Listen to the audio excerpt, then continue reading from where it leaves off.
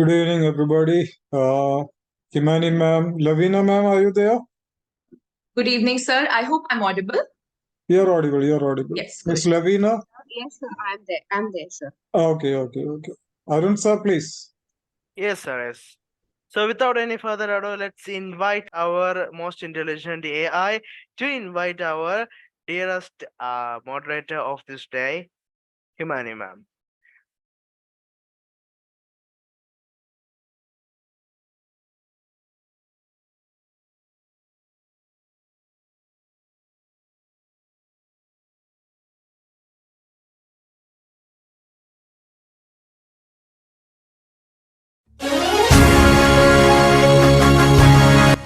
Hello all, it's me Jarvis again. As I always say, I'm here to assist you with variety of tasks as best I can. But never the same. Importing all preferences from home interface. Time for action. I wish all the enthusiastic and exuberant educators a grand evening. I'm the Red Queen, an advanced AI programmed to protect humanity all around the world.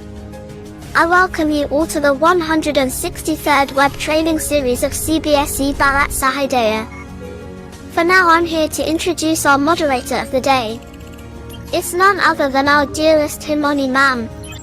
Miss Himani Bakshi has a decade of experience as a teacher of English language and literature. She is a master in English literature from the prestigious Lady Shri Ram College, Delhi University. She has been actively involved in promoting holistic education and experiential learning among students. She is currently working at Modern School, New Delhi as the high school English language and literature teacher. She is also the subject coordinator of the middle and secondary wing. She has rendered her services as observer in National Achievement Survey 2021. So Himani ma'am, wholeheartedly I invite you to moderate this grand session. Please ma'am. Over to you.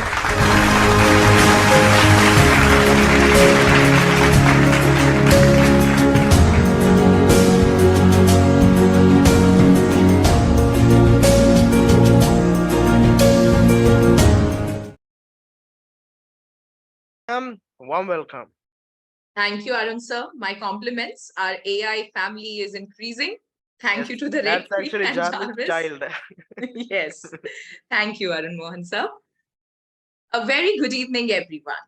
Before we begin, I would like to extend my gratitude to Dr. Abdul Salam and BTAG for giving me this coveted opportunity.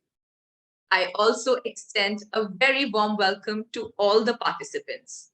It is indeed our pleasure to have each one of you as an important part of the webinar, as we will embark together on this fruitful journey in this 163rd web training series, focusing on the well-being in classrooms in respect to making connections with the subjects taught to our young learners. Continuing with its plethora of endeavors, BTAG and the CBSE Bharat Sahodaya community, along with today's remarkably talented resource person, Madam Lavina Chauhan, will seek to provide valuable inputs in this session. Enhancing student well-being through teacher pedagogy is not a new idea, and its root can be traced back to child-centered teaching movements existing for many decades. Educational research shows that what academic educators do in the design of classes and how they interact with students has a strong impact on student engagement in learning, including the approaches they adopt and the learning goals they develop. How educators teach and interact with students creates a learning climate that can affect student learning and well-being. Today in this session, we will discuss the pivotal role educators play in ensuring the well-being of students. So before we begin with today's session, there are a few things I'd like to brief you about. Any query during the session can be conveyed through the meeting chat box. In order to have an interactive experience, You may clear your doubts by asking questions. Kindly use the virtual hand raise button and wait for your name to be called out for asking your query. The participants will have the opportunity to receive certificate only after filling up the certificate and feedback form, the link for which will be shared at the end of the session. Kindly stay connected till the end of the session. At this juncture, on behalf of all of us present in the webinar, I would like to thank Dr. Salam for empowering the teaching fraternity with such enlightening sessions. Ladies and gentlemen, let us welcome Dr. Abdul Salam. He's presently working as the assessor of National Accreditation Board for Education and Training, Government of India. Dr. Salam has also rendered his services in the capacity of the principal of the Oxford School, Trivandrum. He is the CBSE resource person, master trainer, CBSE Deputy Training Coordinator of Trivandrum Region, and patron of Bharat Sahodaya. Dr. Salam is the founder and CEO of BTAG, that is Bharat Transformers Academic Group, which is a consortium of educators and the teaching fraternity across the globe, connecting them together to empower the nation. Sir, it is indeed our pleasure to have your gracious presence, and I would request you to kindly take over and deliver the welcome address. Thank you, Himani ma'am. Good evening once again, everyone. Respected Lavina ma'am and Renuka Devi ma'am, the Joint Secretary of Bharat Sahodaya, Arun Mohan, and all the educators. Warm welcome to this evening.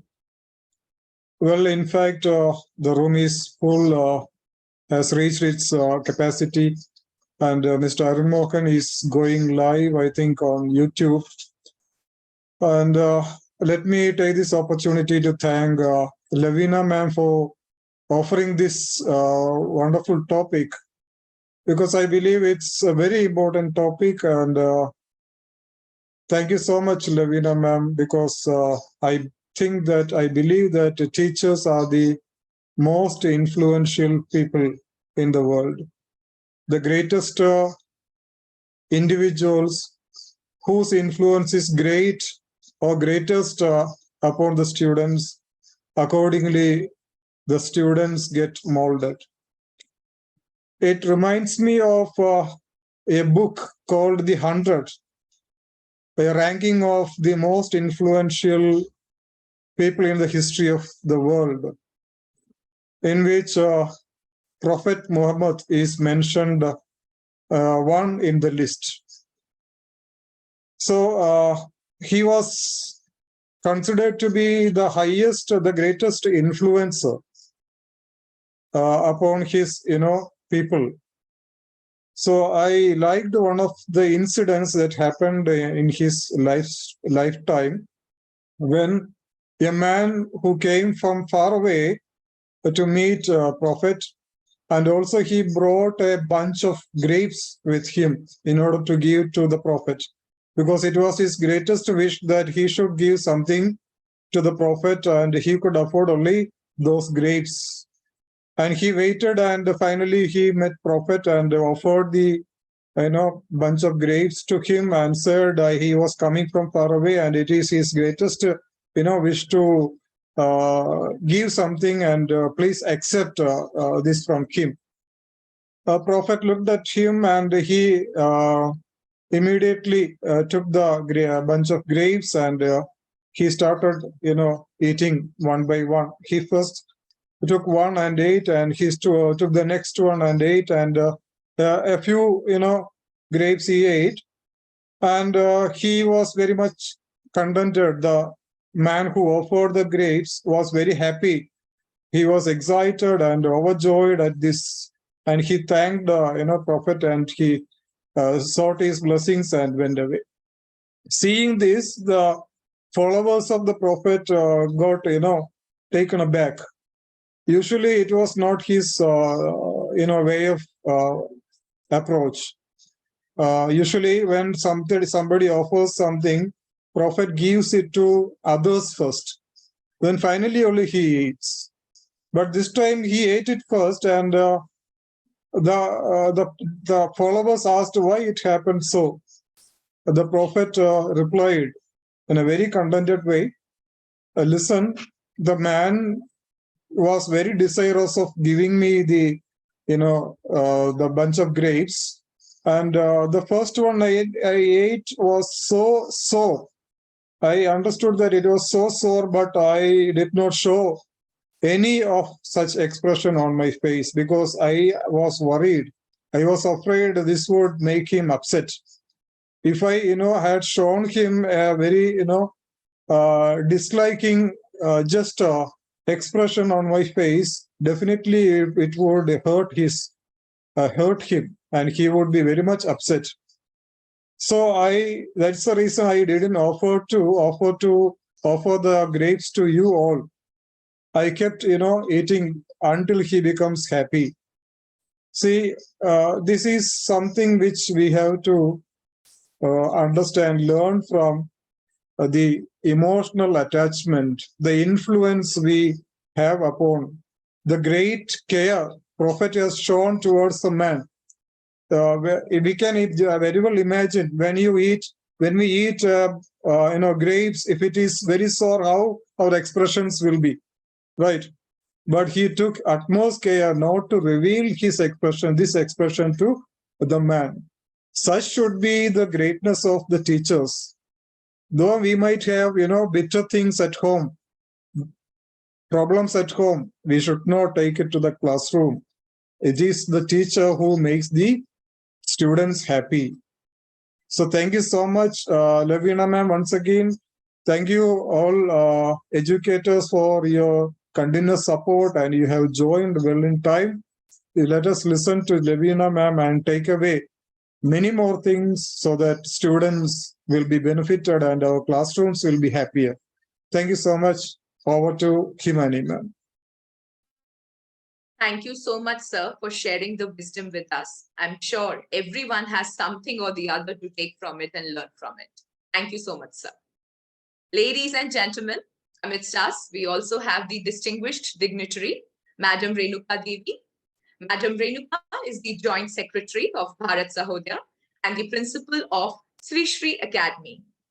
She has an experience of almost 3 decades in the education sector, with more than a decade's experience as the school principal.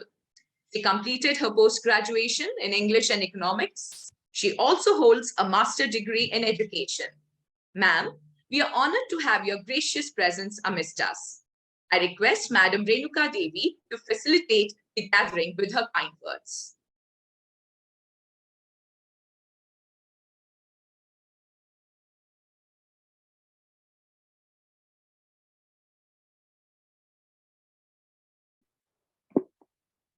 Thank you, ma'am.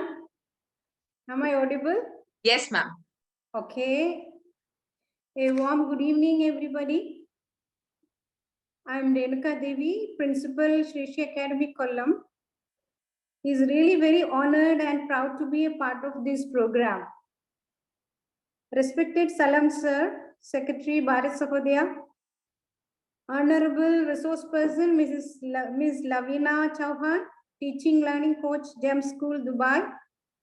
Dear Moderator, Ms. Himani Bakshi, Senior School English Teacher, Modern School, Barakamba Road, New Delhi, and all the respected educators.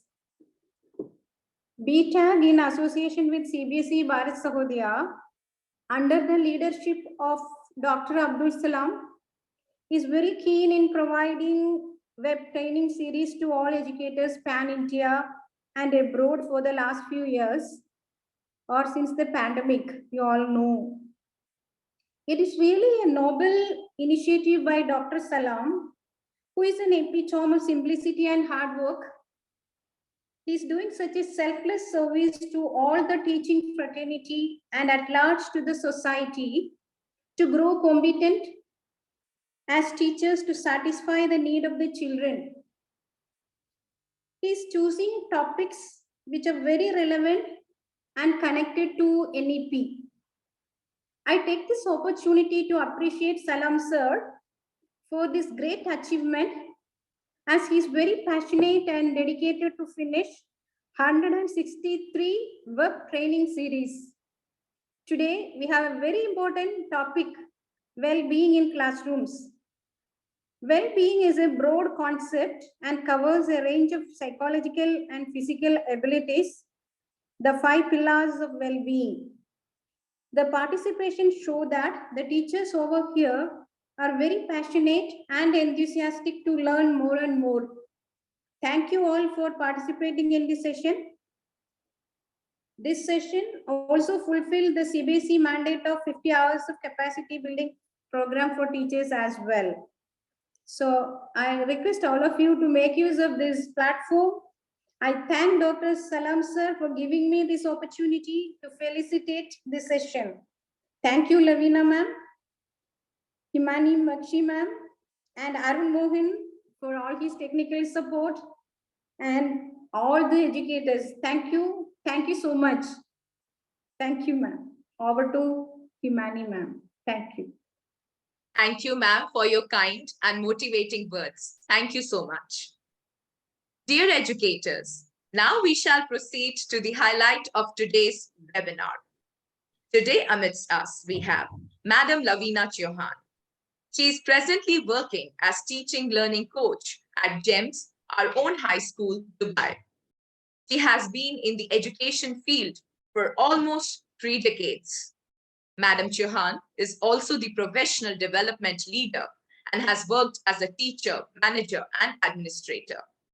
She has been conferred with numerous accolades that include prestigious award by the Indian Consulate for the exemplary contribution in imparting quality education to students, GEMS Excellence Award, appreciation from CBSE for being the resource person, Certificate of Appreciation from CBSE Bharat Sahodaya for conducting series of webinars for teachers across Gulf countries as well as India, and many more such accolades. Madam Chauhan has also worked as a private educational consultant for CBSE, ICSE, and SSC schools, where she provided guidance and assistance in the affiliation process, shepherding students with learning disability and conducting workshops for teachers. Ma'am, on behalf of everyone present, I wholeheartedly welcome you and request you to take over the proceedings for the evening. Thank you, Himani ma'am, for that elaborate introduction. Feel so welcome and so honored. And it's truly an honor and a pleasure to be with each one of you once again on this platform. There are a series of webinars that I have conducted with the permission of Honorable Dr. Abdul Salam sir. And as we know, he doesn't need any introduction. He's widely known. And he's really been a great support to each one of us, especially during the time of pandemic. I know sir since 2020. And I have seen the way he has struggled, or the way he has made sure that all the teachers benefit, whatever time of the night also, if you message him, he will make sure that he will reply to every message. And sir, I really want to thank you for this opportunity. I want to thank Arun Mohan sir for the technical support, because without you, it wouldn't have been possible. Himani ma'am for the beautiful introduction, and definitely I would also like to thank Renuka ma'am for welcoming me. So here we go. Can we begin? I hope Yes. all of you are ready. Yes, ma'am. Should I share the screen with the PPT? Yes. Yes, I'll just share the screen.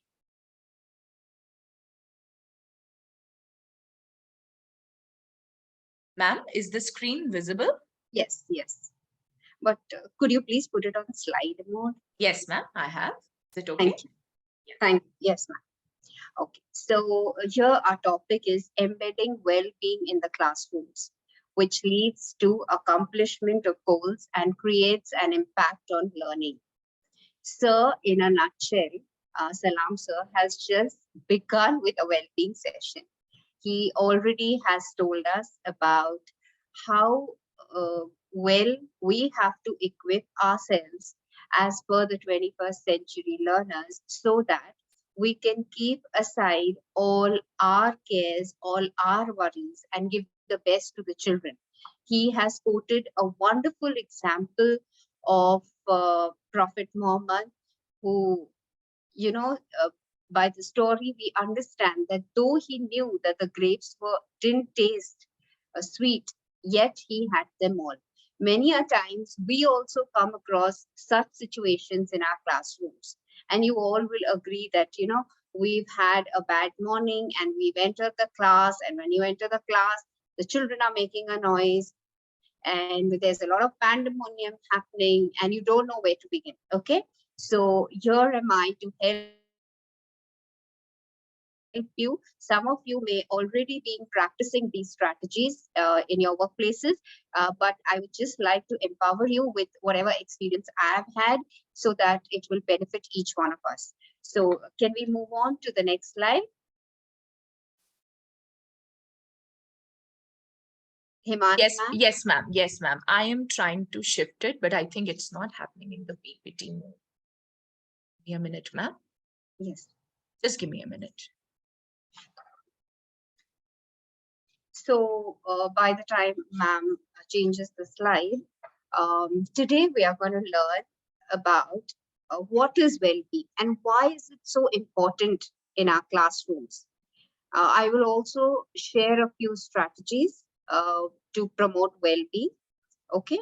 And I will also share the impact of using well-being strategies. Everything I will share in a nutshell due to time constraint, but I'm sure it will really benefit you in the days to come. Okay, so we move on to the next slide. It all Is it begins. okay? Yes, ma'am. Can Yeah. we move on to the next slide? You It want me all to- begins with a teacher. Ma'am, the third slide, sorry. Yes, it all begins with a teacher. As I said, when we enter the classroom, there are so many thoughts. We are so full of so many thoughts. Okay, what am I going to do today? Of course, you prepare for your lesson and come. Okay, but there are a lot of thoughts. What society thinks of me? What is happening? What are my kids doing at home? Suppose your child is sick at home and you didn't get leave and you had to go to school. Okay, what is going to happen to him? Okay, what are the kids expecting from me when I enter the class? There are so many things that a teacher goes through every morning. So it all begins with you, right? And we all, every day is not a good day. But let me tell you one thing. Is there anyone who has been sad on a birthday? Or is there anyone who has been sad on a day when there is a marriage in the family? No one, right? Even if it is your sister getting married, of course, you have the pain that, she's going to leave the house and go to someone else's house. But you still have that thing in your heart, right?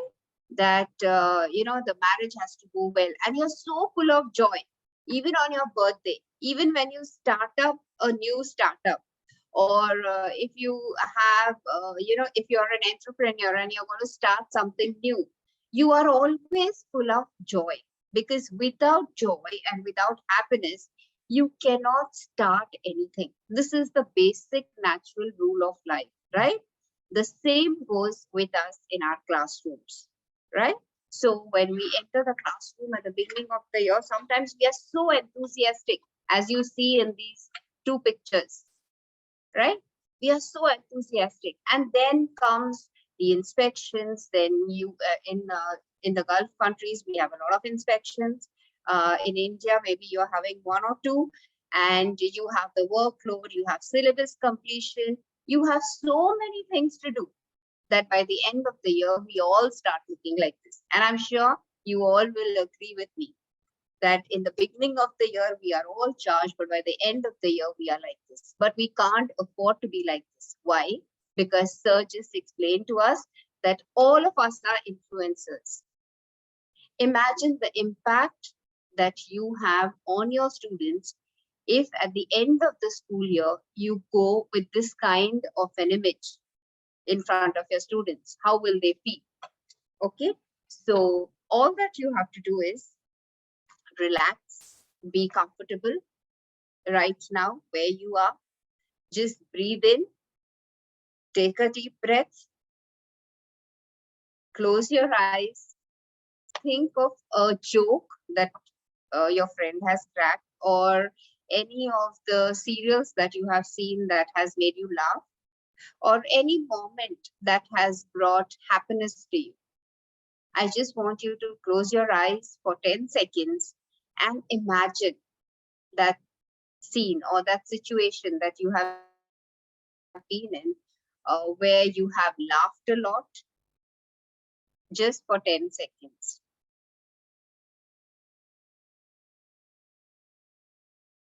Open your eyes now. Can we move on to the next slide? Okay. So the next slide says you cannot pour from an empty cup. So it is very important, teachers, for you to take care of yourselves first. Imagine whenever you board a flight, there are certain instructions given to you, right? If the flight lands in water, what are you supposed to do? When you're supposed to wear the oxygen mask, you're supposed to be putting the seat belt. Very many instructions are given to you by the air hostesses, right? Or the stewards on the flight. But there is one important instruction that they give you. And that one important instruction is, in case there is an untoward incident, you need to first save yourself before you can save another person. I would now like to request you that it is very important, no matter what the situation is, no matter what the circumstances, you first need to fill yourself with joy and happiness so that you will be able to give your best. You may be wise, you may be very experienced, you may have a lot of knowledge about the subject, but it will only work well if you have a sound mind, if you have a sound sleep, if you have a good laugh. They say that a good laugh and a long sleep are the two best cures for anything. Okay, and someone has rightly quoted that laughter is the best medicine. So why not have it every day? Because it will give you mental happiness and it will also give you physical strength to stretch through the day. Himani ma'am, can we move to the next slide? Okay, now here's an activity for you. There are two pictures that you can see on the slide. I would like you to tell me what you can see in the first picture and what you can see in the second picture. So in your chat boxes, if you can write, pick one, what do you feel, and pick two. Not long sentences, just words. What comes to your mind when you see these two pictures?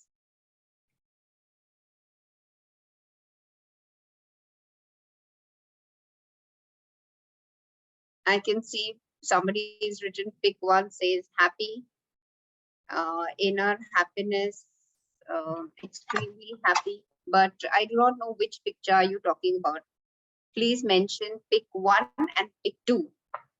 Someone has written pick one, enjoying. Okay, some say both are happy. Okay, figure two, just happy. Pick two, there's a good environment. Pick one is happy. Pick two has inner peace. Pick one is happy by nature. Pick two, complete satisfaction. Happy and peaceful. Okay, laughter and content. Okay, so you've got all your answers right there, correct?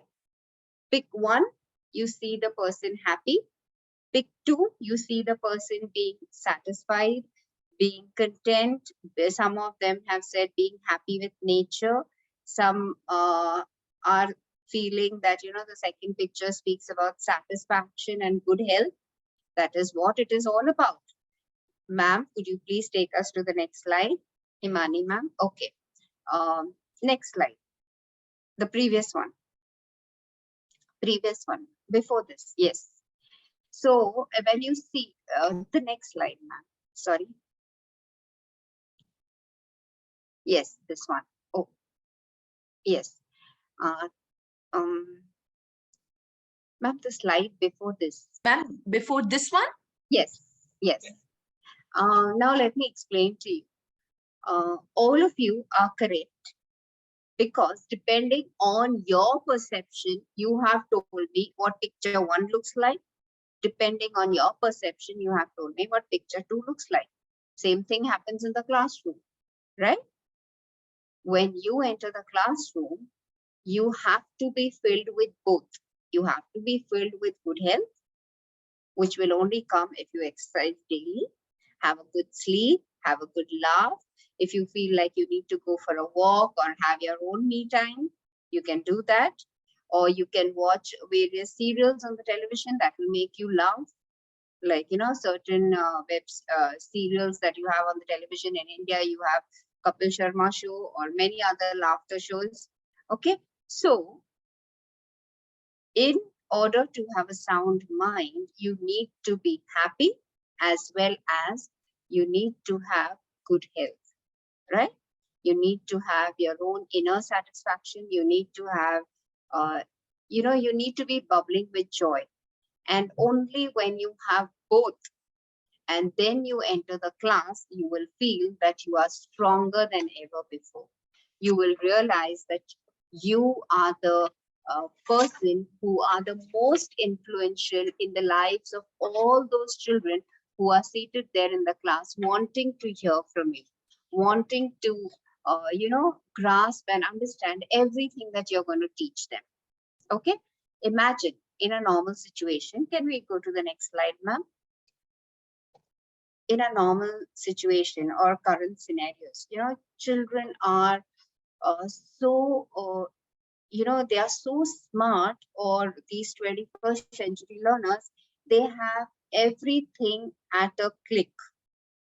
You have the chat GPT, you give them a question, the chat GPT will give them the answer. You want them to make presentation slides, they have the Canva.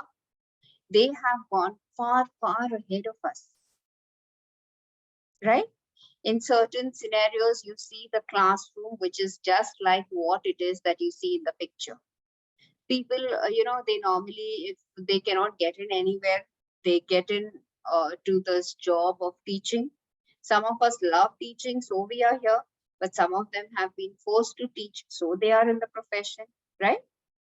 Okay, and people who are not in the teaching profession feel teaching is an easy job.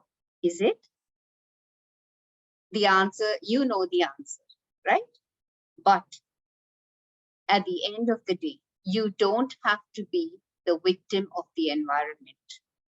You are the architect of these lives, right?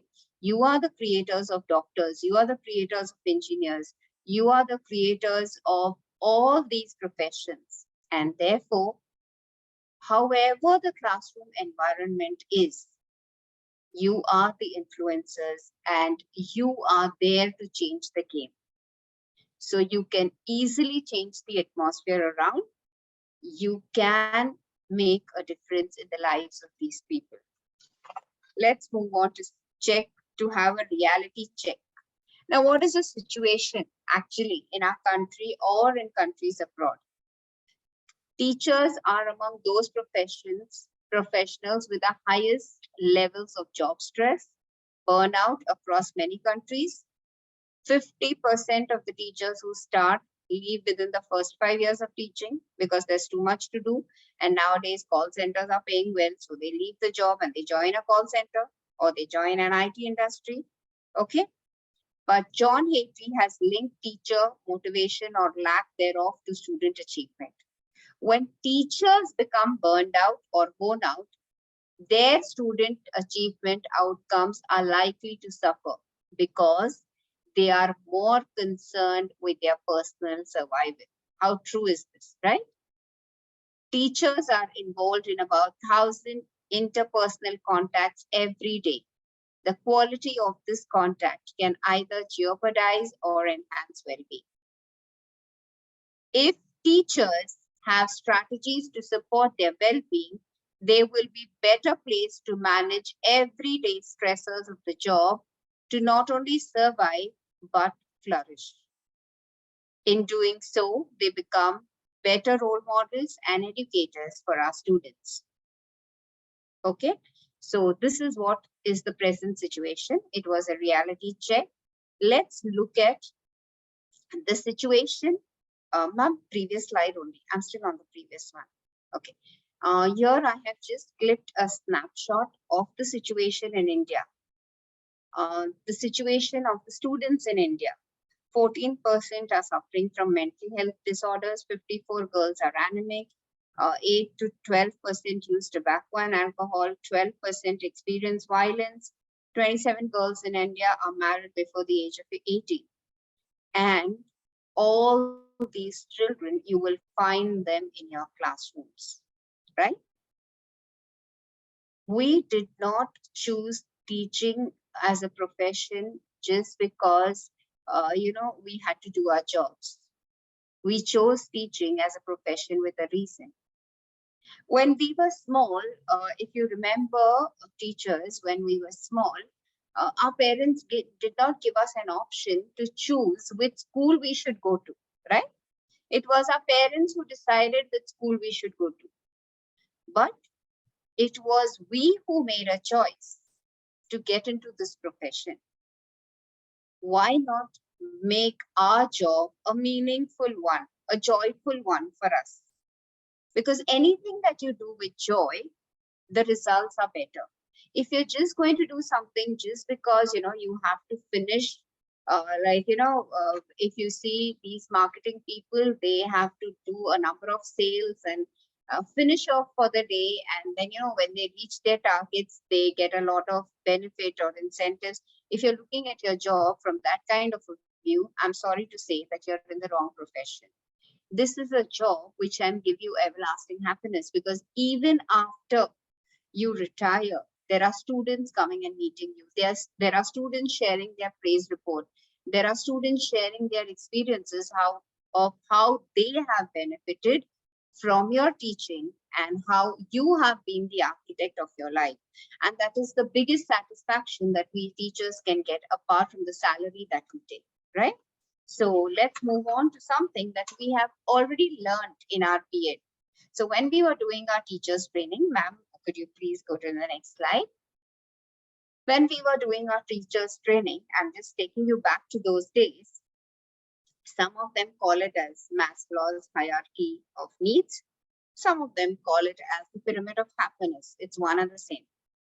So the first thing, the first basic need of a child in your classroom is whether his psychological needs are met, whether he feels safe in your classroom, whether he feels valued in your classroom, whether he feels, that he can, if he has a doubt, he has the liberty to stand up and ask. Does he experience that freedom in your classroom?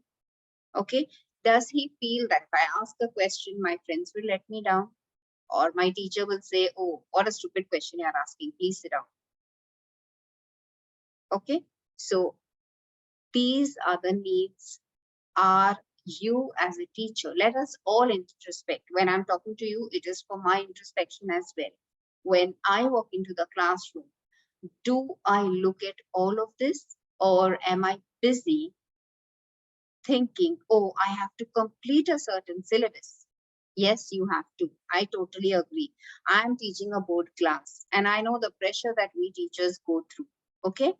But those few minutes, if you take to first check, to do a quality check of your class, whether every student is seated in the right place, whether every student gets your attention, whether every student looks fine. There are students who come shabbily dressed to the school. We don't even know what has happened at their houses. There are students coming from broken families. There are students, who are sick. There are students whose parents can't afford the school fees, but every day the parents are fighting and they are removing their anger on the child. You don't know what situations the student is coming in, right? So first, if we can just take a quality check and make them feel happy for who they are, make them feel valued for who they are, go through this pyramid of happiness. I'm sure Salam sir will be sharing this presentation with you, and we are here to help you out if you're going through a situation. But if you go through this, the 5 minutes, the first 5 minutes of your period, I'm sure you will leave the class achieving your goal. I know of one of my friends who was a maths teacher, and every day he would prepare his lessons, and he would ask us, tell me some joke, or he would go through a series of books which had humor. The reason being, normally children find maths lessons difficult, and he always wanted to go down to their level and every day crack a joke either in the middle of the period or at the beginning and set their joy level up. So once you set the joy level or the happiness bar up at the beginning or in between, or whenever you feel that the class is going low, believe me, everything that you have decided to teach, they would have already learned, and you will get the best results. Let's move on to the next slide. This slide on your left, you have Be Well. Be Well is for you as a teacher. You need to be well socially, emotionally. If the environment is not good, believe me, there will be no one who will come and tell you, okay, let me set things right for you. No, you are the master. You are the influencer. You are the game changer. So nobody is going to do it for you. You have to do it yourself. Check how your intellect is. Think of the times when children have acknowledged you. Maybe it could be on a teacher's day, or maybe students when they have left the school. Bring in all those memories that make you feel valued as a teacher. See, every day no one is going to come and give you an award that, Lavina ma'am, thank you, you've been a very great teacher. No. But you can definitely recall those days when you've been honored in your school, either by children or by your friends or by someone. Bring all those experiences in your mind every day, so that when you feel valued, when your joy level is up, when you go through a lot of meditation or mindfulness, that will take care of your physical well-being. That will take care of your emotional well-being. That will take care of your spiritual well-being. Connect with as many people as you can. They always say that connect with friends who will always keep your joy level up. Connect with people who will always teach you, who will always speak good about you, right? If you connect to a person who is always putting you down and lowering your self-esteem, you will not like it. So stay connected. Of course, there are times when you need your own friends to tell you where you're wrong and where you're right. That's a different story altogether. But you should have friends who will uplift you always, who will appreciate you for the small things that you do. So surround yourself with such people. When your cup is full, as I told you in the beginning, automatically the other 5 things will automatically happen in your class. You will give the best to the children. You will connect with them. You will make meaningful relationships with them. They will just not be your students, but they will be your friends. There are times in our classes when we ask our students to lead lessons, which I'm sure many of you would be doing. There are times when we request our students to make a presentation for us. So it is not just a teacher-student relationship, but it is beyond that. Make good connections. Be always active. Take notice of what is happening around you. Take notice of each and every student. Take time to ask the student, okay, every day you're looking fresh. Today, what happened? You're not looking too good. Also, learn, have the attitude of learning. I'll tell you why. Though I have so much of experience, there are so many things that the students teach us every day. Let me tell you a short story. There was a boy name. I read this in a book called Life is Beautiful. In that, I read this story that there was this teacher, Mrs. Thompson, and she taught a student named Teddy. And Teddy was a fine student, but over the years, slowly, his progress started deteriorating. Okay. And by the time he reached Mrs. Thompson's class, now he has reached Mrs. Thompson's class in grade 5. Okay. In grade 5, he comes shabbily dressed to the class, doesn't get very good marks. And, he is full of so many things in his head. Okay. If you look at this child, always he looks so worried and, he doesn't look happy and pleasant. And Mrs. Thompson noticed this. So every time she would give him opportunities to answer and all, but this boy was a kind of introvert, so he would not answer and he would take a back seat. Okay. Somehow one fine day, she decided to check his previous reports. Okay.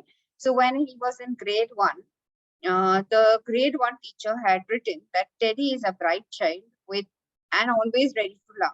He does the work neatly and has good manners. He is a joy to be around. This happened in grade 1.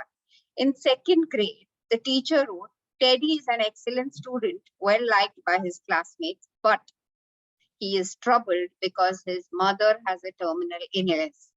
This happened in grade 2. In grade 3, the teacher wrote, his mother's death had been hard on him. So he tries his best, but his father doesn't show much interest. In grade 4, the teacher wrote, Teddy is withdrawn and doesn't show much interest in the school. He doesn't have many friends and sometimes sleeps in the class. Now he has reached grade 5, and in grade 5, he's met Mrs. Thompson. And Mrs. Thompson, after she has observed him for a few days, she wants to check his past. And through his, how many of us go back and check the past of a child or go beyond the classroom to check what's happening with this child? And there she got these reports that he is not a weak child. He is not weak in studies, but circumstances and situations in his family have led him to be like this. One fine day, it's Teacher's Day, and all the children bring their gifts to the teacher. Okay. And then she sees that this boy has also bought a gift. But everyone has wrapped it in very good wrapping papers, all colorful and all. But this boy has wrapped it in a brown paper.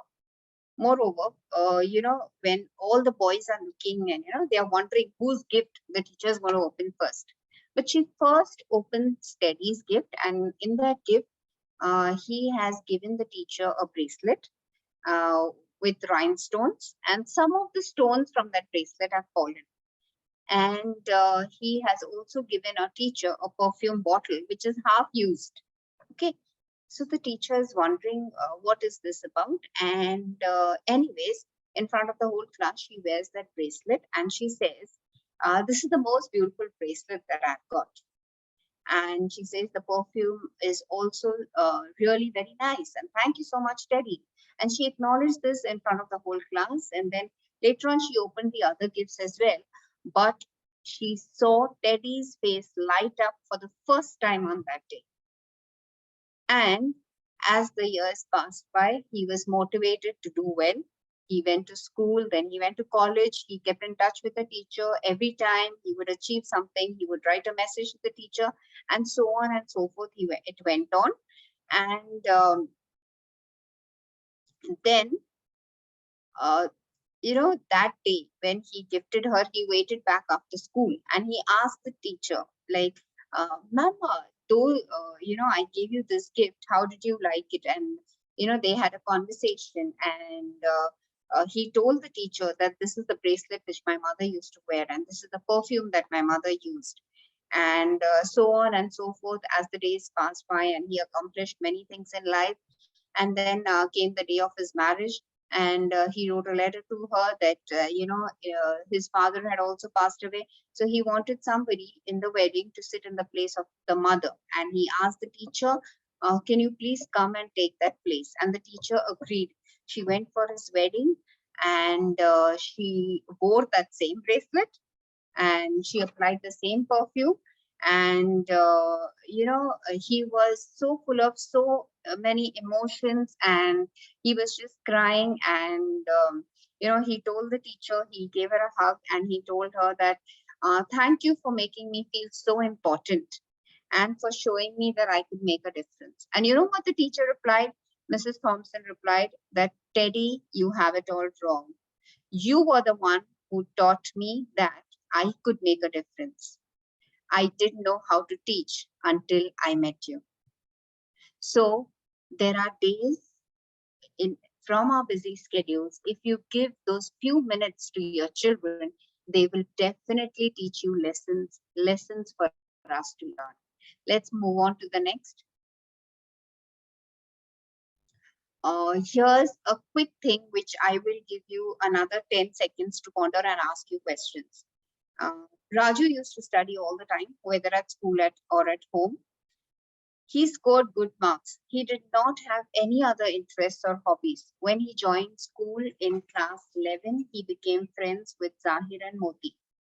Both were keen cricketers. Raju started to play cricket with them and discovered that he was a good spin bowler. His parents are now concerned that he's spending too many hours in the playground, which may affect his studies. Now, what do you think? Do you think Zahir and Moti are a good influence on Raju? What do you think? After reading this case study, you can put your answers in the chat box. Do you think Zahir and Moti are a good influence on Raju? Some of you are saying yes. Nobody with a no?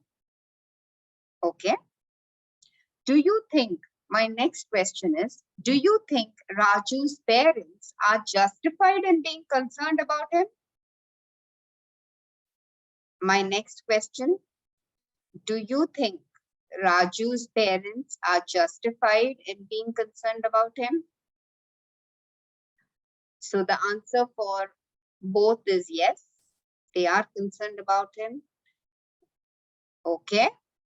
Okay. Now comes the third question. What role, if you were Raju's teacher, what role would you play in decreasing the anxiety of the parents?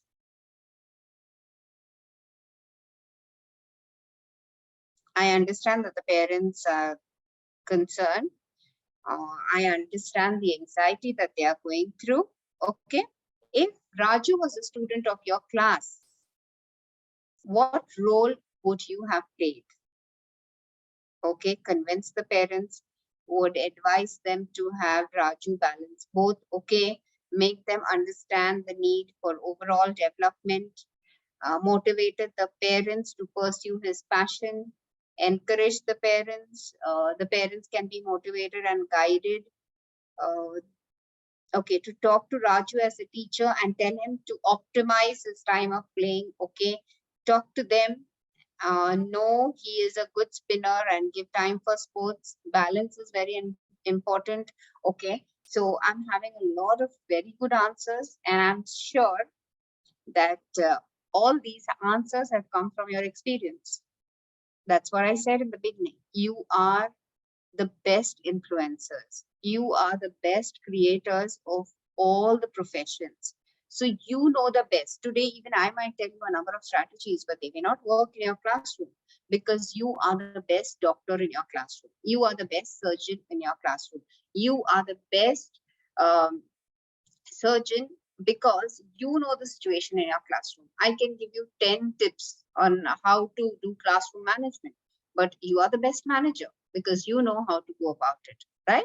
So I really appreciate all the answers in the chat box. All you teachers or all you influencers are brilliant people, and you would have gone through these situations, and therefore your experience tells me that you are able to answer this question or you're able to handle the situation, right? Because you also may be having children at home who are students in a particular school, or maybe they are the students in your own school, and the kind of situations or the problems that you would be handling at school may be different from what I'm handling. But each one of you, I believe, is a good manager, right? Each one of you, through your years of experience, every day you are learning how to handle problems and how to keep a cheerful smile no matter what the situation is, right? So let's move on to the next. We have to start where the child is, not where we believe the child ought to be. That is what Teddy's teacher, Miss Thompson, did. It only takes a single adult to turn a child around. This adult could be you. If you know the story of Bill Gates, he had a very atrocious handwriting. Again, he was an introvert. He would never answer in the class. He was a shy child. He would sit on the last benches where he shouldn't be noticed by the teacher. And when he went to the library, he started reading books. And there, the librarian changed his life. She encouraged him, she gave him books of his liking. And she was the one who changed his life. So it could be anyone who can, change the child's life. And if the librarian could do it to Bill Gates, why not you? Let's move on to the next slide, ma'am. This is something very important that I would like to bring to your notice, which CBSE has introduced, and we all need to go through this whenever you have time. I will quickly go through this right now, but at home, just reflect on what is the information on these slides, because it will really benefit you. Now, if you want to build an equitable classroom, you start with social emotional learning, which I have already explained to you through the story of Teddy. Learn about the families, talk to their parents, engage in families, engage in understanding. You've done a case study of Raju, right?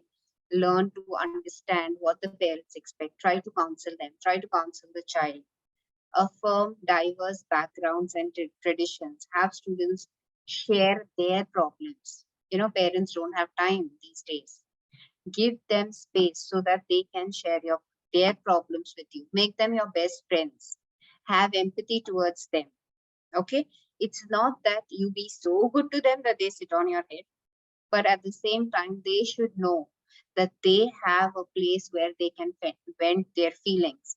Nowadays, many parents, they force their children to take up professions which they want them to take without knowing what the child is good at. And nowadays, there are very many options. During our days, we didn't have so many options, but now the children have plenty of options to excel, right? So we need to listen to them. It's very important. They need every teacher to listen to, because we do a lot of talk, right? That is what our profession demands. But there is something that we need to listen to, right? And we need to guide them accordingly. If we don't listen, we will not be able to guide, right? So therefore, we need to use effective discipline practices. Don't forget your own social and emotional assets and needs.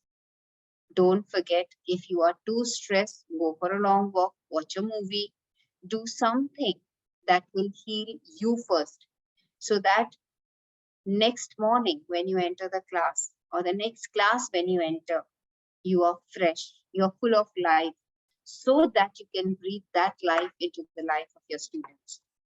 Let's move on to the next. There are two case studies which are approved, which you can read it later. One case study is from California, where the teacher did a lot of breathing exercises before she started her class. And what she found out, the children who are disruptive in their behavior, who are naughty students, they started, paying more attention, and they were more focused because she made it a practice every day. Another school in New York, there was a teacher who implemented this social emotional learning program, which I just showed you. And this program mainly focused on the teaching skills, like, the life skills, self-awareness, empathy, responsible decision-making. So she involved all of this in her subjects, and she saw that, the children also became more responsible. There was a change in their character, and it also led to, for them to progress well in their lessons. So these are the two case studies which you see that after the teacher has practiced well-being in the classrooms, this is what the results that they have achieved. So remember that the mind of a child is not a vessel that you keep on, you keep on filling and filling and filling. No, the mind of a child is, it's full of fire actually, and you need to ignite it, and you will see the results in the coming days. Let's go to the next. Okay, now think of the problems that you face in your classrooms. There are a number of problems that you're facing every day in your classrooms, right? Every day. Sometimes you may be sharing it in the staff room. Sometimes you may be laughing it out. Sometimes you might be getting frustrated. I really don't know how to handle these children, right? And it is on and on. It's a vicious cycle. Every day there's a new problem, right? But who is going to solve these problems? Who is going to find solutions to our problems? Every day you cannot go to a counselor.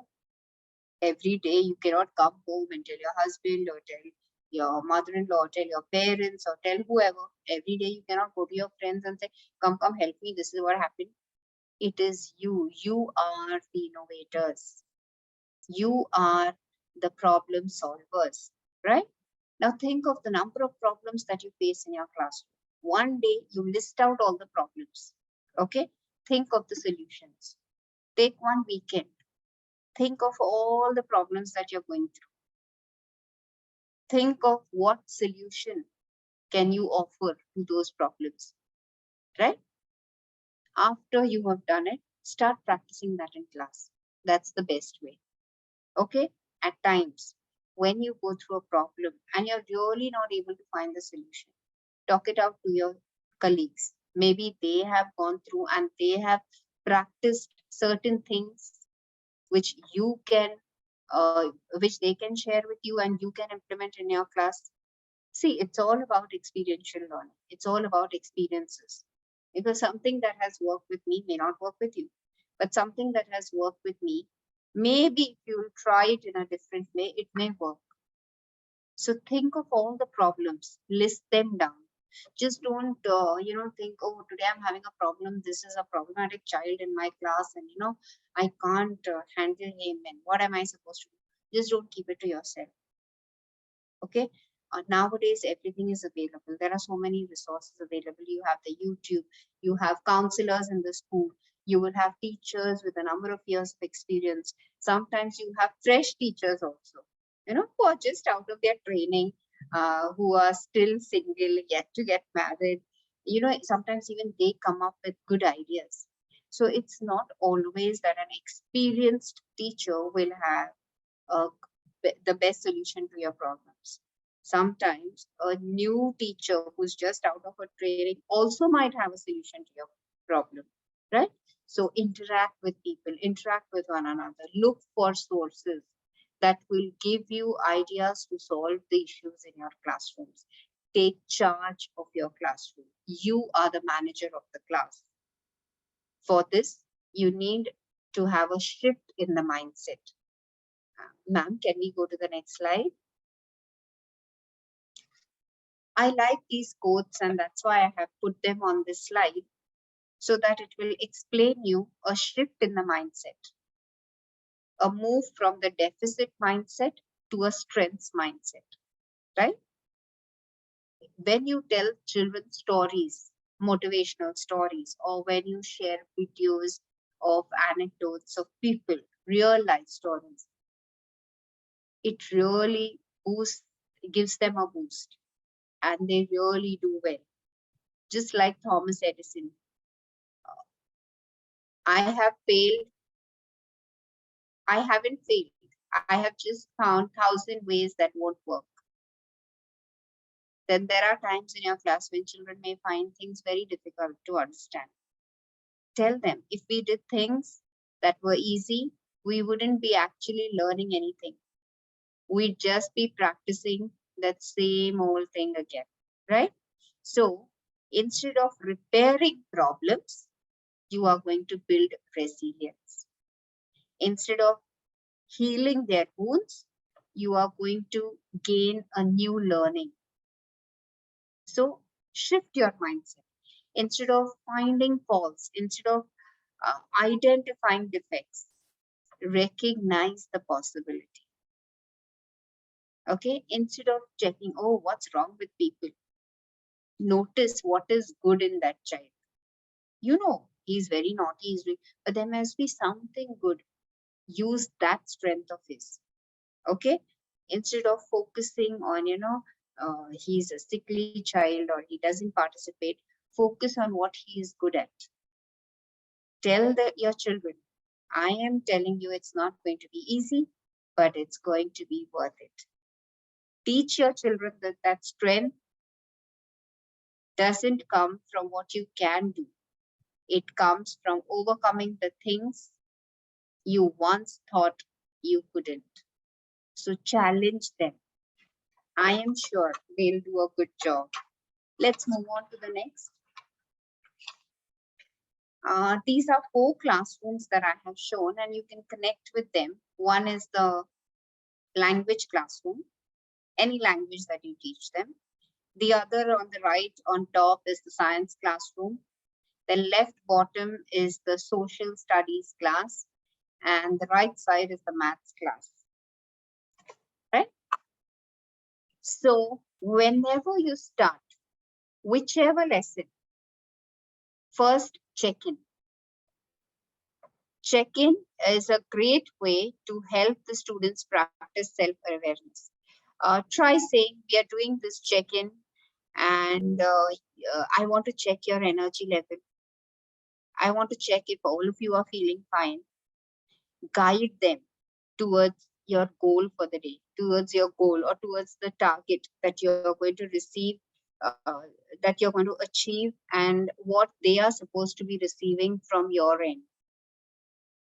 Right? Give them actionable steps. Give them steps like this is the action plan. This is the route map that we are going to follow. Okay. Also, you can ask them to construct rules along with you. Simply don't give them, okay, these are the rules. This is how we are going to go about it. Involve them. I remember a Chinese proverb which says, involve me and I learn. It says, tell me and I forget. Teach me and I remember, involve me and I learn. So the more you involve them in your language classes, there is, let's go with the flow. Okay.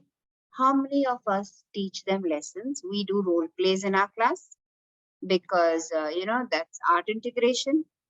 We may ask them to design posters. How many of us have asked them to do advertisements?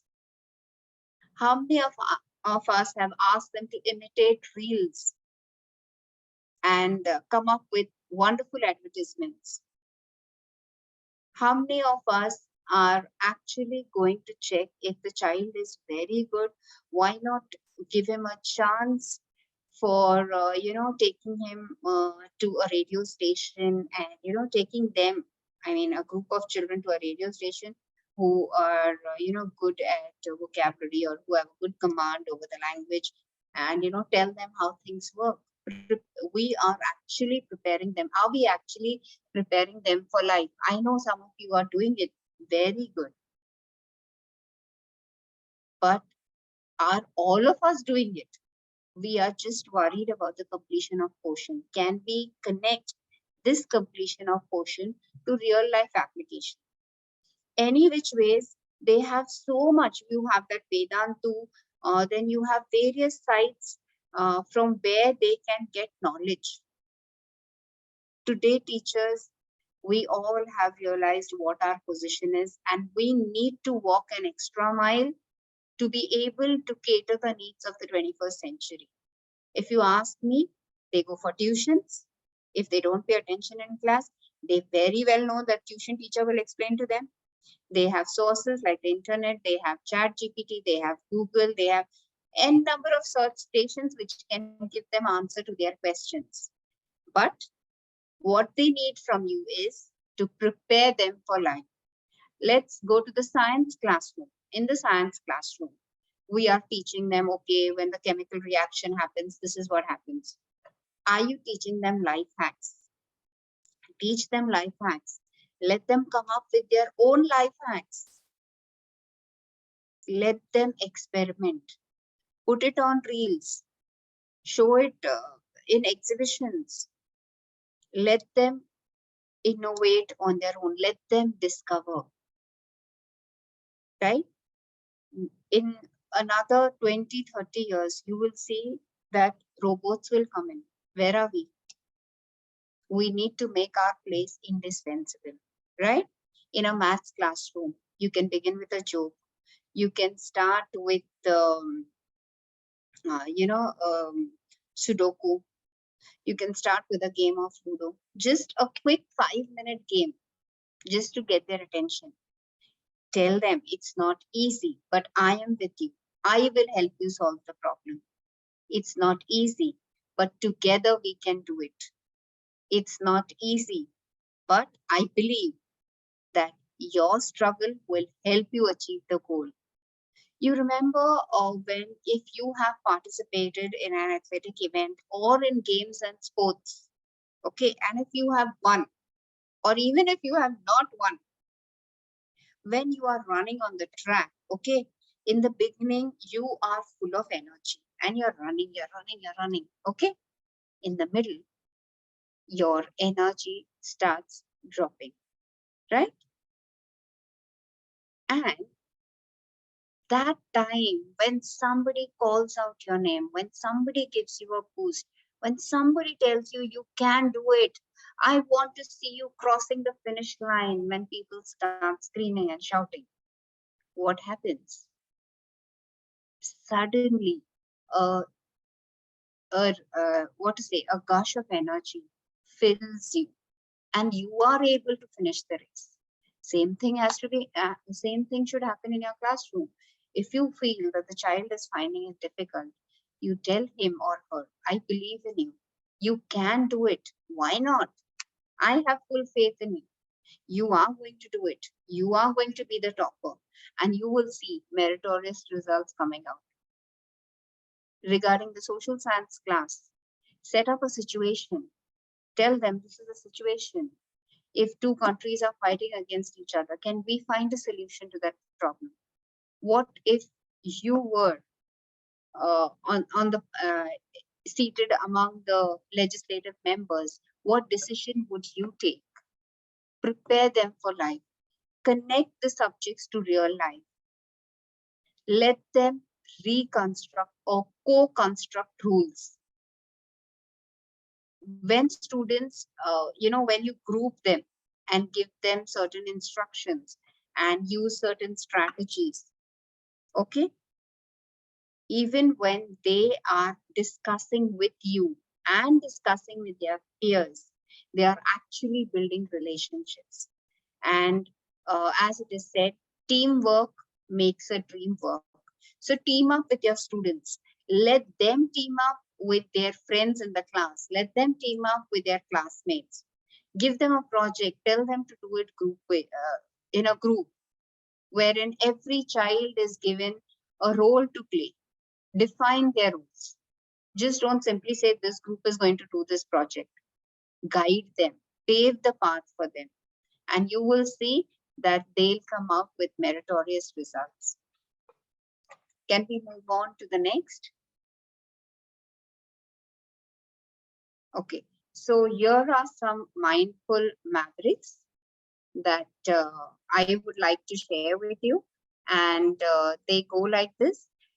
They are strategies to boost. I have almost covered everything by telling you a couple of stories. So something that I would like to share is implement effective classroom practices, which you are already doing. Okay, have pretty, like, when you enter the class, you normally tell the class, this is the routine, this is what we are going to do today.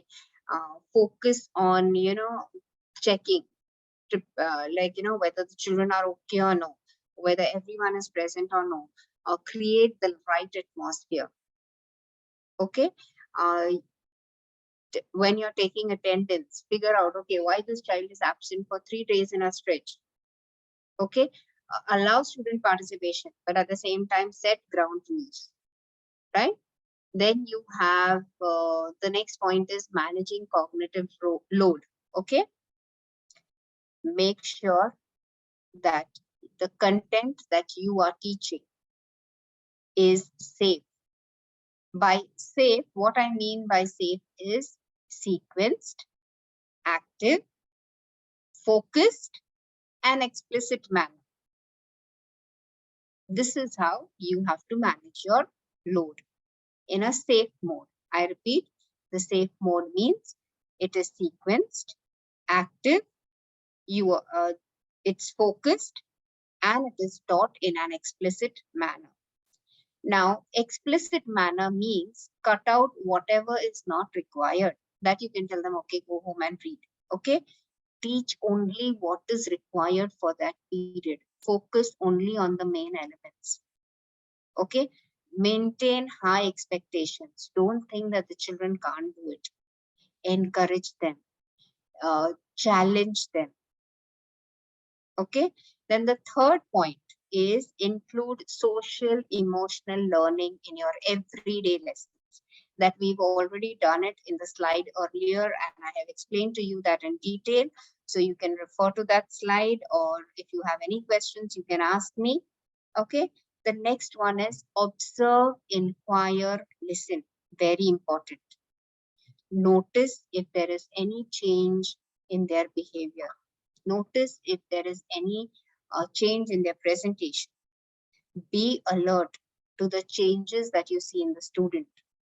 The story that I told you about Teddy, the teacher noticed a change, right?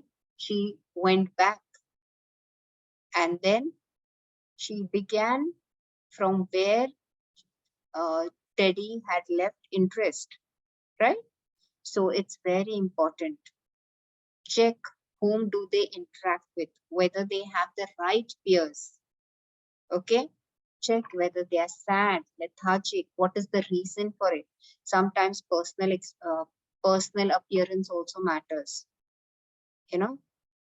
And then sometimes you see them weak, sometimes you see them, not very much interested. Show that you are interested in them, right? Inquire, listen to them, what they have to share. Okay, sometimes they might, nowadays children might say things, that might sound a little offensive, but you should understand this is a changing world, and children of this age, certain things that you tell them, they don't take it seriously. They feel, okay, if I ask the teacher a question, what's wrong in that? Isn't it? So don't take it very personally. Instead, you use a positive strategy, to show them that, their presence means a lot. And when they feel valued, they will automatically realize their mistake. Praise them publicly. This is what all of us need, right? If I take you in a room and tell you, you're my best friend, you're doing such a great job, you're doing all of that, we all would love it. But when we are praised publicly, we really like it. Do it more often with your children. Point number 5 is engage and refer. Engage is, if you feel that they are going through some issues, or if you feel something is not very right with them, sorry, and you are not able to understand what is going through, please consult the counselor in your school, or consult or whatever your school would be having, help teachers, or they may be having people who will guide you, your supervisors or the headmistress or whoever is guiding you. You refer to them, because it is very important. In today's world, we don't know what the children are going through. So many suicidal cases you hear. Maybe you are the one who can stop one of them from suiciding. Maybe you are the one who can change the life. So it is very important for every school actually to have a well-being policy, so that you can approach the well-being team, or you can approach the well-being counselor, or you can approach, people who are involved in the well-being of the school, so that they can help you out with this in this situation. And most important of all, that is the sixth maverick, is model good behavior and self-regulation. What I mean to say by good behavior is, if you go into a class in a not very good mood, they will feel, oh, it's okay, isn't it? Some of them might take you for granted. Just for the sake of listening and attending your period, they will attend. Later, they will forget. If you go in with a very casual attitude, they will not listen to you. If you're too strict, they will not ask you the doubts. So be at a balance, and every day be upbeat. Make sure that they look up to you. They wait for your lessons. Make sure that they always, if a teacher is absent, I remember my students, they will tell that they want me to come for substitution. So make your classes interesting so that they would long to be with you. Okay, can we move to the next slide, ma'am? The next slide is all about using your strengths. You have all of this. You have wisdom. Ma'am, the slide before this, please. You have wisdom. Wisdom includes a lot of things which you can see on the slide. You have courage, you have humanity, you have transcendence, you know how to give justice, you are a very good moderator, you have all of this. Use all of this in your classrooms apart from the skills that you have. So your skills and strengths have to blend with each other, and then it will be a meaningful lesson and you will achieve your goals or your targets within no time. Can we move to the next, ma'am? This is something for you to reflect upon. If a student leaves my classrooms with new skills, I have done my job. If a child leaves my classroom knowing they are loved and accepted for who they are, I have reached my goal. So this is for us to introspect whether we have done our job or whether we have achieved our goal. The choice is ours. Next one, ma'am. Address well-being concerns in the classroom. This is very, very important. I have just shared this with you. While you are addressing the concerns, connect, make connections, build relationships, be active, give your best, motivate them, try to learn new things from them, and take notice of what's happening around. So it's very important while you are addressing these well-being concerns in the classrooms, you need to take care of the 5 strategies also, because you need to build connections with the parents. You need to have happiness surveys with the students. You need to find out from them how much they have learned from you, and what are your expectations. What are their expectations you should know, what are your expectations they should know. And together you will be able to address all these well-being concerns in the classrooms. Next, ma'am. Classroom management is not about having the right rules, but it's about having the right relationships. Very important. Next slide. Now, this is something which I want to draw your attention to at the close of the session, and this is very important. If you practice well-being in your classes, it's very simple. If you practice well-being strategies in your classroom, you will achieve all of this. You will see that when the students' well-being is prioritized, they are more likely to be engaged, motivated, and focused. And if you address their social, emotional, physical needs, they will experience that their stress level has reduced. It will enhance their concentration, and that will lead to improvement in their academic performance. Now, if you apply well-being strategies that focus on promoting health, you will see a positive impact on this child.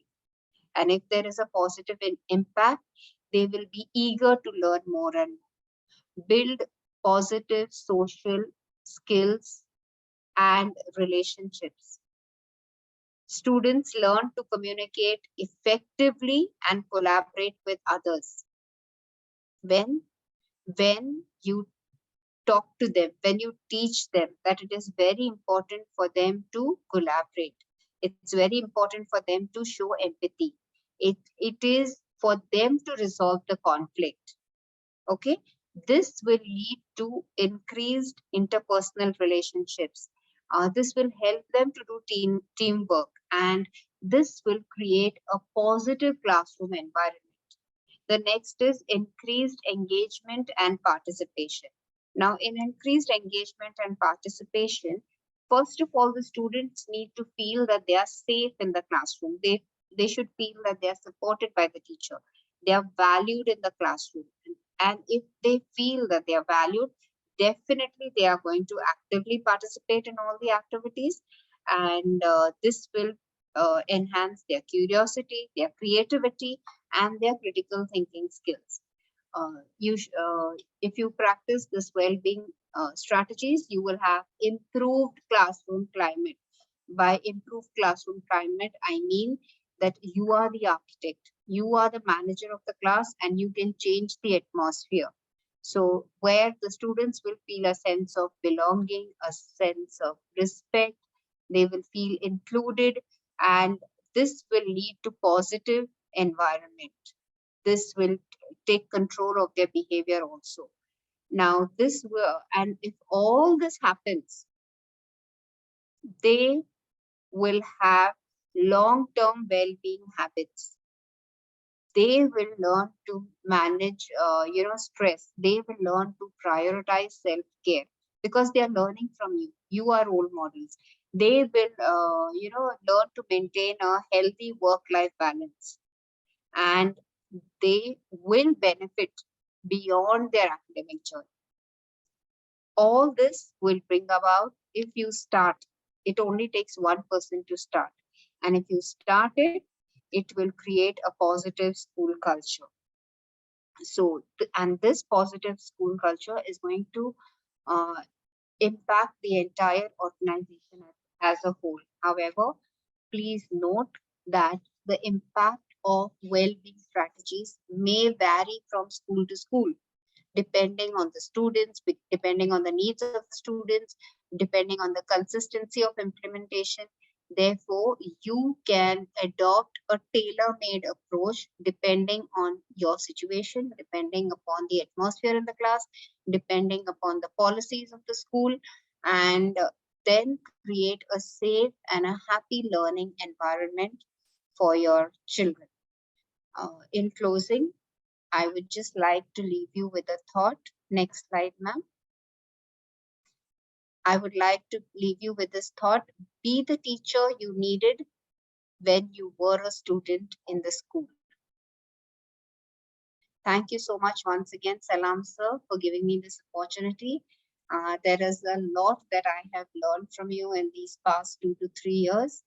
And I'm glad to be associated with the BTAC team and with all of you. Thank you for your patient listening. If there are any questions, please post it in the chat box so that I can answer. Thank you, Himani ma'am, for your support. Thank you, ma'am. I'm sure your words of wisdom have added on to the intellectual pursuits of all our esteemed participants. Dear participants, if you have any query or if you have queries, kindly raise your hand virtually and we'll call out your name and you may ask your question. Do we have any questions, any query? Ma'am, I can see floods of messages praising the session, the insight. Thank you so much, educators. Dear participants, if you have any comments, any query, anything you would like to add on, you're most welcome to virtually raise your hand. We will call out your name.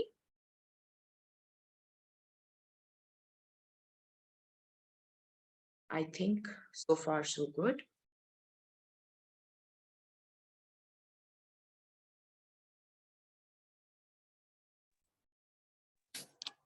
Miss, Yes, we yeah. have Miss Neha.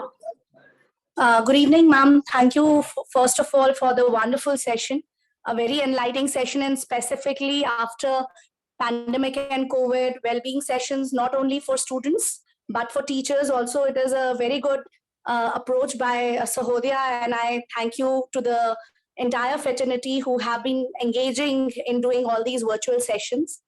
Thank you so much, ma'am, and thank you, sir, and thank you all the presenters and the co-host for getting engaged, all the teachers with this session.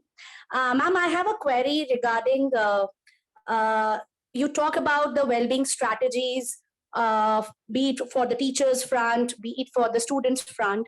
I just want to have a couple of your strategies for special needs student, that how we can have the well-being strategies specifically for them when they are engaged with other students in the same time frame, wherein a teacher has almost 30 students, wherein we can have some of the strategies for those special needs students' kids. Yes, ma'am. Now these special needs students, they have a special learning disability. Okay, so are you talking with students having a specific learning disability, or are you talking with students having autism and ADHD? Ma'am, both. Special needs, including autism, and if they have the learning difficulties. Okay, now if they have the learning disability, like for example, if it is dyslexia, definitely the CBSE board has given a concession of overlooking spellings, right? If it is dysgraphia, that is if their handwriting is bad, the CBSE board has given them extra time, and so in the class you need to give the child extra time and appreciate him for whatever he is doing or she is doing. Okay, time and again, make him come up with posters, make him come up with, his handwriting may be bad, but he may be good at technology. So give him these ideas, where once you boost his confidence and then ask him to practice handwriting, it works. If he is having dyscalculia, like, if he is weak in mathematics, the CBSE has a provision of allowing them to use the calculators. So these are the provisions given by the CBSE board if the child has a learning disability. So you can make use of these provisions in your classrooms so that the child doesn't feel left out. Okay. But in case of a child who is ADHD, then I would definitely encourage you to encourage that child and give him certain jobs in the classroom, or give him chances, wherein the child feels valued and honored. In a class of 32, every day you cannot give him a chance, but recognize that one thing in him, like, you can, some days there is nothing to say. You can even say, oh, today you're looking better than yesterday, or today, why aren't you answering? I'm sure you can do a good job. Okay, today I want you to check whether your group has completed this activity. Today, I want you to collaborate with someone, or I want you to pair up with your partner and give me this answer if you are finding it difficult.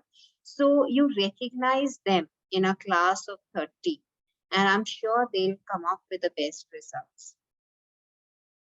So I hope I've answered your question, ma'am. Indeed, ma'am. In fact, ma'am, in the chat box, somebody has asked what should be done in case a child is hyperactive. How should we deal in such a scenario? Yes, ma'am. A hyperactive child is an ADHD child, because the hyperactive child is an attention-seeking child. So like I said, the best strategy would be, first of all, make friends with his parents. Find out how does he behave in different situations. The child may be very quiet at home and may be hyperactive in the class. It may be the opposite way also. It may be he is hyperactive at home as well as in the classroom. Maybe when he goes out with his friends, he's calm and composed. Or sometimes, nowadays, parents, just to keep the child quiet, they might give them a gadget and ask them, okay, let the child be involved so that he's not hyperactive. Now, the teacher has to find out what the child is good at, to tap on his potential, to tap on his strength and utilize his strength in the classroom, so that once you keep him engaged, automatically he is going to sit quietly in the class, he is going to pay attention, he is going to love the subject, and you will not have behavioral issues in the classroom. So tap on his talent and make use of his talent for the benefit of the other students as well as for his own progress, so that you can maintain the classroom, whatever you have to teach, he will also allow you to teach, and he will be quiet. And give children incentives. Like, if you do this, I will give you a star. This you can do it in the primary classes. But in the secondary classes, you tell them that if you do this, I will give you an opportunity to speak in the assembly, or I'll appreciate you publicly. Do something like that. So incentives really work well with such students. Yes, ma'am, brilliantly answered. Dear participants, if you have any query, comment, anything you would like to ask a very talented resource person, you may raise your hands virtually, or you may post your question in the chat box, and we will definitely take it up. Salam, sir, I think we are good to go. Shall I proceed with vote of thanks? Yes. I would like to extend our gratefulness and appreciation to Madam Lavina Johan for regaling us with boundless discourse. I'm sure we will apply these tenets in our teaching modus operandi and ensure our young learners reap maximum benefit out of it. Dear participants, kindly note the link for certificate and feedback form has been already posted in the meeting chat box. You're requested to fill up the form with all the necessary details. I, Himani Bakshi, along with the CBSE Bharat Sahodaya Complex, would like to thank Madam Chauhan once again for her gracious presence and an enriching experience. Also, I would like to thank Dr. Abdul Salam for his boundless support and guidance. Thank you, sir, for this great opportunity. A big thank you to the technical team and Arun Mohan, sir, for yet again a flawless execution of today's session. And most importantly, thank you a million times to all the participants for their great enthusiasm. I sincerely hope we earned the privilege of your time. Over to you, Salam, sir. Thank you, Himani ma'am. Thank you so much being the strength of BTech as always. Thank you, sir. And yes, Lavina ma'am, another insightful session from you. You have got a lot of appreciation from the participants who have joined, and thank you so much for enlightening the teaching community on different topics. Lavina ma'am has conducted a series of sessions for BTech and Bharat Sahodaya. We are looking forward to having more and more working in a very prestigious school. Your expertise and experience will be very beneficial to the teaching community, to all of us. So thank you so much, Lavina ma'am, on behalf of everyone. And yes, of course, Arun Mohan for all the experiments he's, taking up, and for Renuka madam for her presence, gracious presence on this session, and all the educators. It is very important to strike a very meaningful relationship with the students, and please make sure that the relationship is very sacred and meaningful. And also we have to treat students as individuals, because many often we could see that students are treated, students are treated more or less alike. And also in times of anger, the teacher outbursts and shouts, and that discourages children, and their attentions will be very less. And also, if we have problem with the children, let's have private conversations, private conferences. That is very important. Let's not deal with them in front of others. That is one of the most important thing when you speak about SEL, socio-emotional learning. So this session is very important for both teachers and so that and students, and also to parents, so that we can have a very happy classroom with joyful children, improving their personality, their academics, etc., etc. So thank you so much for joining. Thank you, Lavina ma'am, Himani ma'am. Thank Once you, sir. again. Thank you. Yeah. See you next time. Good Thank night. you, sir. Good night, sir. Good night, Good Arun night. Mohan, sir. Good night, ma'am. Good night. Thank you so much.